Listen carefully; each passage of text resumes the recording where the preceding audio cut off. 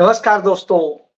लड़ोगे नहीं तो मरोगे, बोलोगे नहीं तो मरोगे, झुकोगे तो मरोगे और जा करके जी हुजूरी करोगे तो सिर्फ नौकर बनोगे,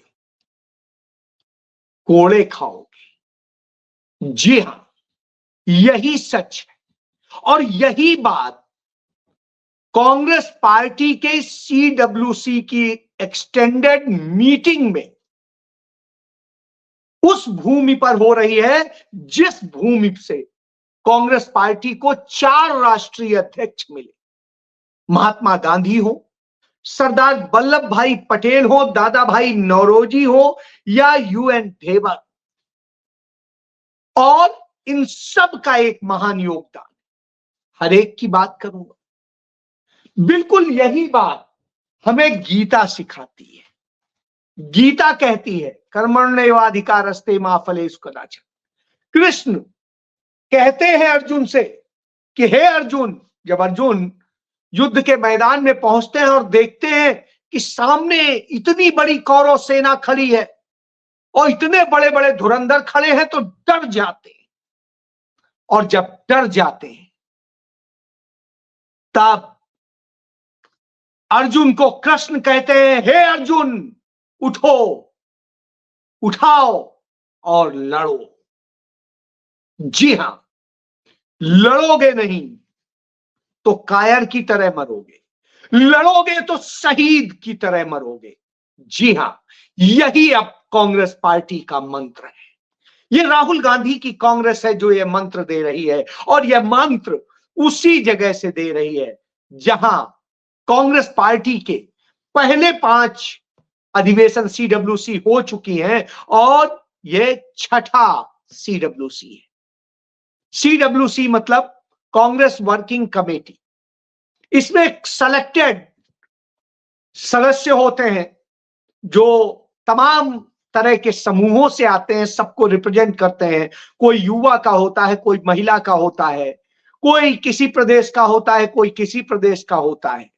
इसी को लोकतंत्र कहते हैं। ये सिर्फ और सिर्फ पूरे हिंदुस्तान में आपको कांग्रेस पार्टी में मिलेगा, क्योंकि 1885 में जब कांग्रेस बनी थी तो इसी संकल्प के साथ बनी थी और उसी संकल्प का नतीजा है। देखिए, जिस पश्चिम बंगाल में कांग्रेस पार्टी लंबे अरसे से सत्ता में नहीं, उस पश्चिम बंगाल में से बहुत सारे राष्ट्रीय अध्यक्ष आए और पहला अध्यक्ष यूसी बनर्जी भी वहीं से थे।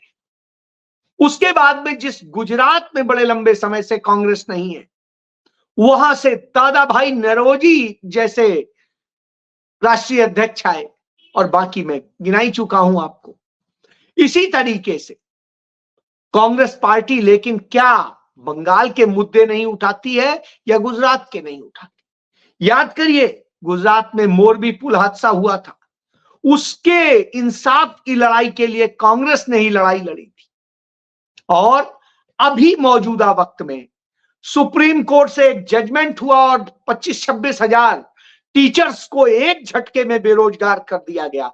वो कभी भी कांग्रेस को वोट नहीं दे रहे हैं, फिर भी उनके लिए राहुल गांधी राष्ट्रपति को चिट्ठी लिखते हैं कि आप यह मर्सी दिखाइए, योग्य युवाओं का जीवन बर्बाद नहीं होना चाहिए। सरकारों की और दूसरी प्रक्रियाओं की गलती उन्हें नहीं झेलनी पड़े। यह कांग्रेस होती है।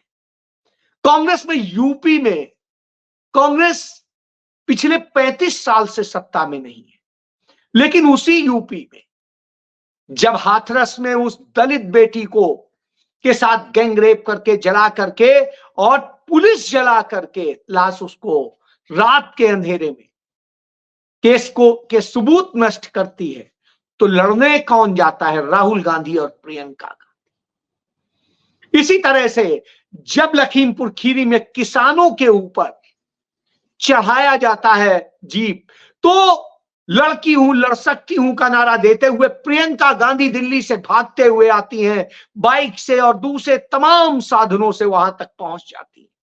पुलिस गिरफ्तार कर लेती है 3 दिन पुलिस की हिरासत में वो स्पेशल जेल में रहती है। अब आप देखिए, यह कांग्रेस है।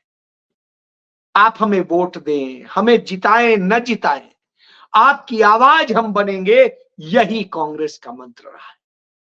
क्योंकि कांग्रेस लोकतंत्र है और उसने लोकतंत्र को बचाने के लिए, देश को बचाने के लिए हर कुर्बानी दी है। देश की एकता अखंडता के लिए कुर्बानी दी है, देश की संप्रभुता के लिए कुर्बानी दी। आज एक बात से शुरू करूंगा।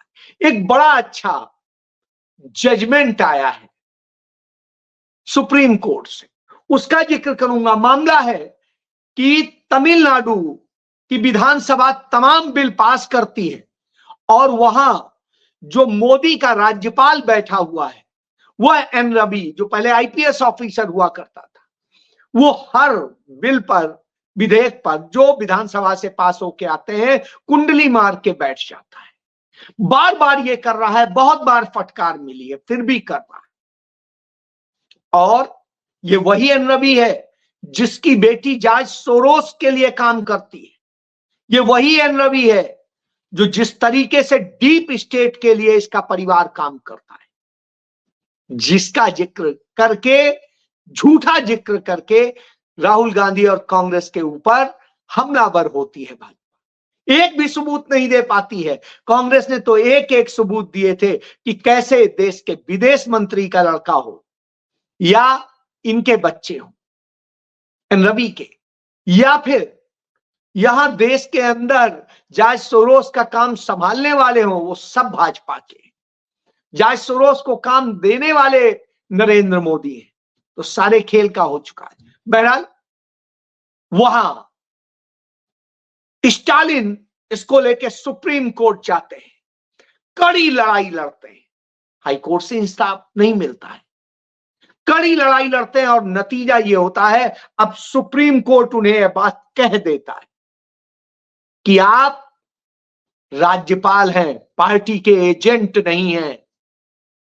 विधानसभाएं चुन के आती हैं, जनता की नुमाइंदगी करती हैं।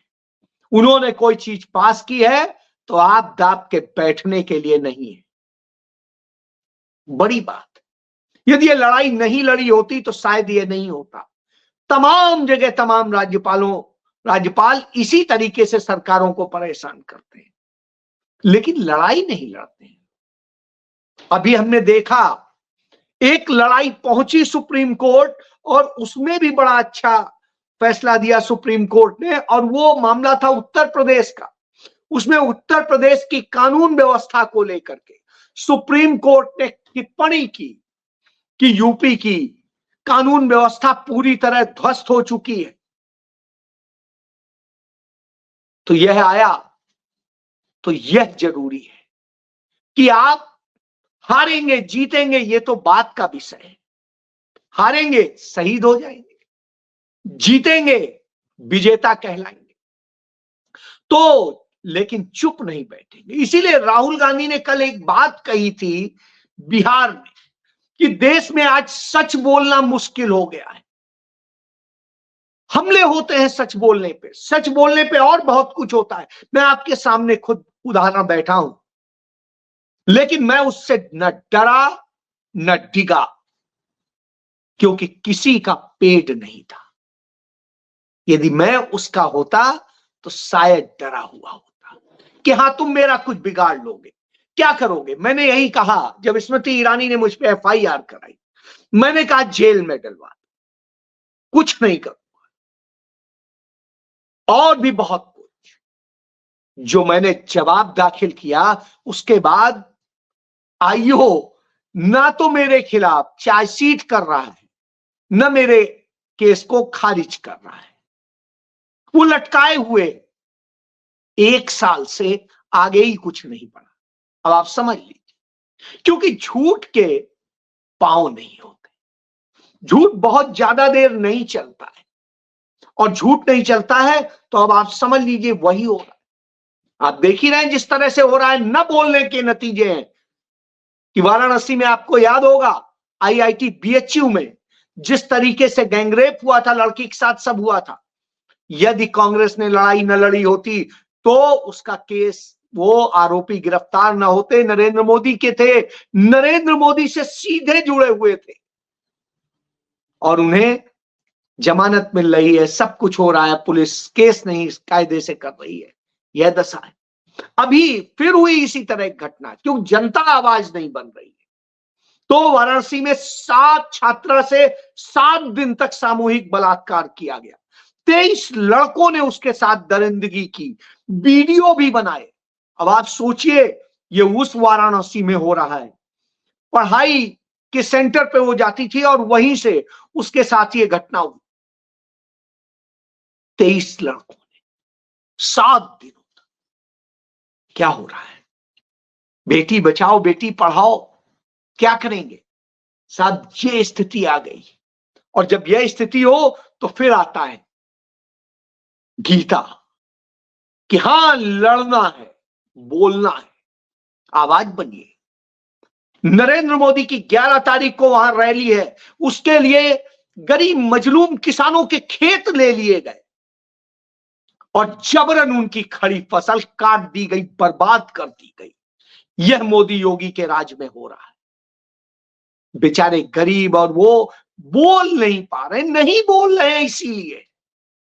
यदि वही वो कहे कि अब फसल कटेगी तो हम भी कटेंगे, आप देखते ये हिल जाते। लेकिन आप ये हिम्मत नहीं कर पाते। कैसे हमारी फसल काट दोगे हमारी बगैर इच्छा? आपकी है, संविधान ने हमें अधिकार दिया है। लड़ना सीखिए, बोलना सीखिए। आप बोलेंगे नहीं, कहेंगे विपक्ष ने क्या किया है, कांग्रेस ने क्या किया है, ये क्या कर, आप क्या कर रहे हैं? सवाल यही आ जाता है। और इसका एक ज्वलंत उदाहरण आज देखने को मिल रहा है। हम उस देश में रहते हैं जो देश जवाब देता रहा है, लगातार जवाब देता रहा है, उसी में बता रहा हूं। लेकिन आज क्या हो रहा है? ट्रंप ने हमें धमकी दी और बार बार धमकी दी, हम पर टैक्स लगा दिया, भारी भरकम टैरिफ लगा दिया, 26% टैरिफ। न हमारे देश का मीडिया बोल रहा है, मार्केट क्रैश कर गई, न मीडिया बोल रहा है, न इस देश की जनता बोल रही, न कोई बोल रहा। 2 रुपए की एक्साइज ड्यूटी बढ़ा दी गई। क्या आपको क्या कहा गया? क्यों कंपनियां देंगी? कंपनियां अपने घर से देती हैं कभी? यही बात जीएसटी के समय में कही गई थी। अरे आप पे थोड़ी लगेगा, व्यापारी देगा। व्यापारी अपने घर से देता है, वो उसका मूल्य बढ़ा देता है, वो इधर से नहीं उधर से निकाल लेगा और यही करता है। क्यों? वो बेचारा भी तो काम करने बैठा है। बेचारा इसलिए कह रहा हूं कि उससे सरकार वसूलती है, तो यहां पर वो आपसे ही वसूलेगा, अंततः आप ही की जेब से जाना है। जब नोटबंदी की गई, कहा बड़े बड़ों का जाएगा, उनका तो कुछ नहीं गया, आपका लूट गया, कारोबार बर्बाद हो गया, सब कुछ बर्बाद हुआ। उसका नतीजा है आपके रोजगार कम हो गए, तमाम फैक्ट्रियां बंद हो गई, तमाम वो हो गए। उनका कम नुकसान हुआ, उन्होंने तो बेच के भी लाभ ले लिया, अपनी कंपनी में घाटा दिखा करके सारे टैक्स माफ करा लिए, और आप बेरोजगार हो गए। झुंझुना बनाइए, रील बनाइए। रील बनाने के लिए उन्नाव में एक लड़का भविष्य नहीं बना रहा है, रील बनाने के लिए ट्रेन के नीचे लेट गया। अब आप समझिए ये हो रहा है, गिरफ्तार होके अब जेल में। तो इस तरह की स्थिति। तो क्या आपने नरेंद्र मोदी के मुंह से टैरिफ का ताज सुना? नहीं सुना। आपने ट्रेड बार और मंदी पर उनसे एक शब्द सुना? नहीं सुना। आपने डंपिंग पर एक बात सुनी? नहीं सुनी। एक्सपोर्ट सुना? नहीं सुना। अब पिछले भर से इतने समय से उनकी कोई आवाज नहीं निकल रही, जो बार बार बोला करते थे। चीन का चा नहीं बोल पाएंगे। ट्रंप, माय फ्रेंड ट्रंप, उनके अमेरिका का आ नहीं निकलेगा, मणिपुर का मां नहीं निकलेगा। और इस तरह की जब स्थिति हो तो आप सुनिए, तो संकट के समय में वो भाग खड़ा होता है, इतना कायर। कभी यहां जा रहा है, कभी वहां जा रहा है, कभी यहां फोटो खिंचा रहा है, ये कर रहा है, वो कर रहा है, थाईलैंड घूम रहा है, और तब बोलती बिल्कुल सिर लेता है, नो, तो वो कर लेता है, दुम दबा के भाग जाता है, दुम दबा के। और मीडिया ऐसे छवि बनाता है, विश्व गुरु, पता नहीं उसने क्या कर दिया है, कौन सा विश्व गुरु। विश्व गुरु जरूर बन गया है, विश्व गुरु तो नहीं। और साहब, उस विश्व गुरु ने किया क्या है, क्यों मैं ये कह रहा हूं, सामने देखिए, चीन ने जवाब दिया, जवाबी 34% टैरिफ चीन ने लगा दिया अमेरिका पे।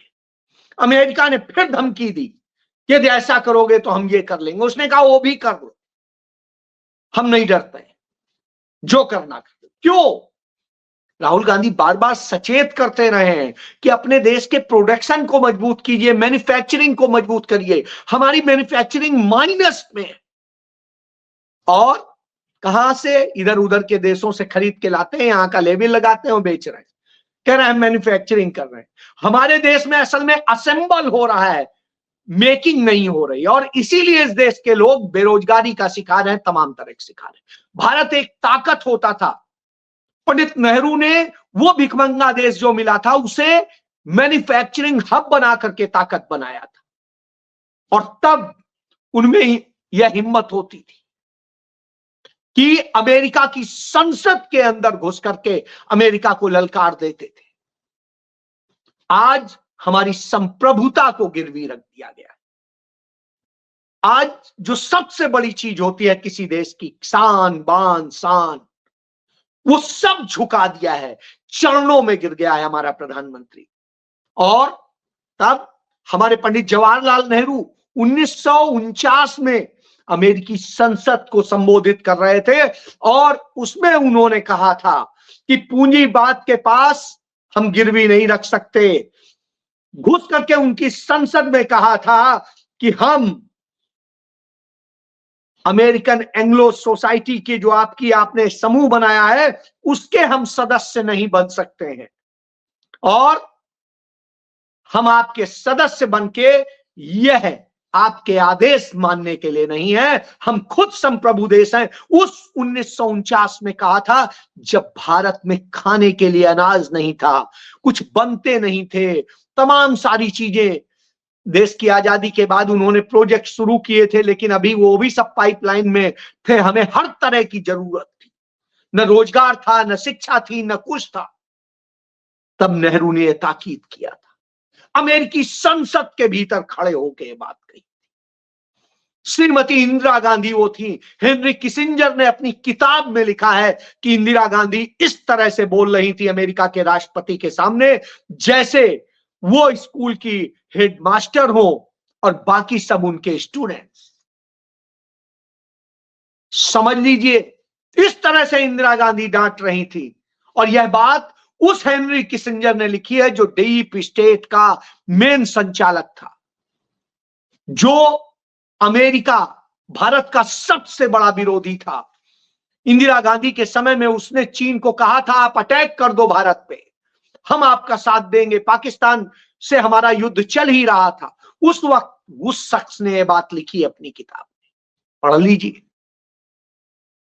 वो इंदिरा गांधी थी जिन्होंने कहा था, कोई बड़े से बड़ा देश हमें आदेश देने की दुस्साहस ना करे,